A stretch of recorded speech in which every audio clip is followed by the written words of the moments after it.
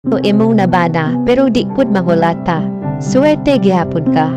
Importante pinangga ka kay ang kwarta makitaan ra. Tinuod gyud na.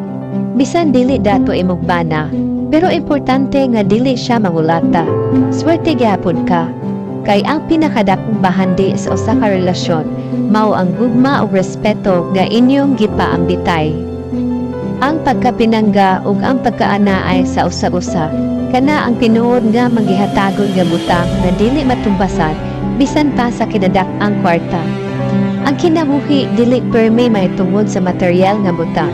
Hinuon kini mahitungod sa paghigugmaay, pagsinabtanay ug pagtagad sa usa-usa. Dili kinahanglan nga dato aron mahimong malipayon. Ang tinuod nga kalipay makita sa yano nga butang sama sa katawa, pagsabot ug sa pagbati nga pinangga ka o gitahod. Hinumdumi nga ang kwarta makita ug mawala, pero ang tinuod nga gugma o pagatiman lisod kaayong pangitaon. Kung aduna kay kapikas nga nagmahal kanimo, nagatiman sa imo ug nagpakita og respeto, dako na kana nga bahandi.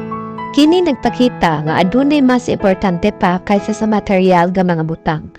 Busa, bation nimo ang imong swerte o pagpasalamat sa maong grasya.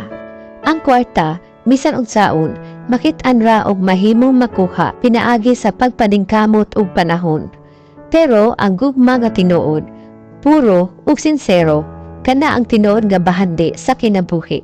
Sige, bye.